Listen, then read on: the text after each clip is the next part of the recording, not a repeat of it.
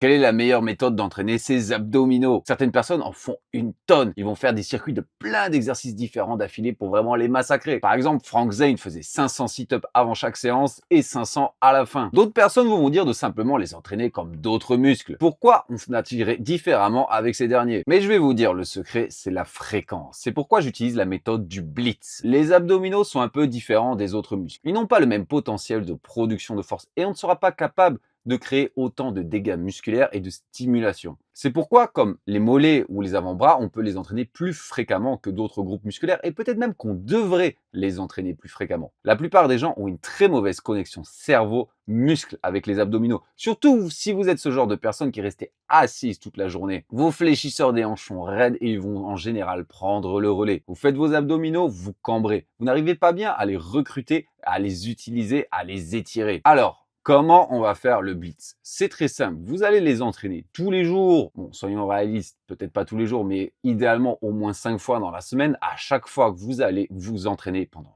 2 à 3 semaines, puis ne pas les travailler pendant 2 à 3 semaines. Alors pour les plus mordus, si vous avez vraiment un retard aux abdos, vous pouvez pousser jusqu'à 4 semaines les travailler et peut-être une semaine. Pourquoi faire ça? Eh bien tout simplement à cause de ce que j'ai dit précédemment. Vous allez vous apercevoir en travaillant vos abdos qu'au fil des semaines, vous allez être capable d'améliorer la qualité de vos contractions musculaires, être capable de mieux les ressentir, mieux les recruter. Travailler les abdos, c'est un peu toujours la même chose, du moins le grand droit de l'abdomen, c'est-à-dire la tablette. On va effectuer une flexion de l'abdomen, un enroulement si l'on veut. Mais c'est toujours pareil, donc on va très vite s'habituer au stimulus. Et après 2, 3, voire 4 semaines, il y a un plateau dans le recrutement. On n'est pas capable d'arriver à aussi bien les ressentir, aussi bien les travailler. Dans ce cas-là, prendre une pause va nous permettre de nous déshabituer, nous resensibiliser. C'est la méthode favorite de Christian Thibaudeau et que j'ai pu utiliser moi-même ou avec des clients pendant plein d'années. C'est extrêmement efficace. Quels exercices on va choisir? Eh bien, tout simplement, ça va dépendre de votre niveau et de vos capacités à les recruter. Si vous êtes débutant, vous êtes faible des abdominaux, les exercices au poids du corps peuvent très bien suffire tant que vous arrivez à bien les ressentir, bien les enrouler. C'est-à-dire, par exemple, quand on fait un crunch, on va certainement pas cambrer avec le bas du dos. Mais si vous êtes un peu plus expérimenté, vous pouvez très bien soit utiliser des versions au poids du corps que vous sentez bien, comme les V-up ou les relevés de jambes pour le bas des abdominaux, soit ma préférence va au crunch lesté. Qu'on les fasse à la poulie ou avec des poids, je m'en fiche, mais tant que vous enroulez et déroulez bien le tronc et que vous les sentez bien. Cet exercice, c'est la base du training des abdominaux de bodybuilding depuis des décennies et c'est pas pour rien. Ma méthode préférée, ça serait celle que j'utilise dans cette vidéo, qui est une combinaison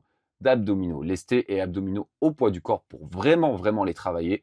C'est ce qui, avec moi et avec plein de personnes, a eu le plus de résultats sur leurs abdos. Alors, essayez ce Blitz, cette version haute fréquence qui vous apprendra à mieux les recruter et les utiliser. Voyez ça comme un investissement. Si vous pouvez mieux les recruter, non seulement vous allez mieux les recruter sur les autres exercices abdominaux, mais sur les exercices globaux comme le squat, le soulevé de terre, le développé militaire qui vont fortement solliciter votre ceinture abdominale. Donc ne vous inquiétez pas, pendant vos 2-3 semaines de pause, ils ne vont pas disparaître, loin de là. Essayez ça et dites-moi en commentaire à quel point vos abdominaux ont progressé.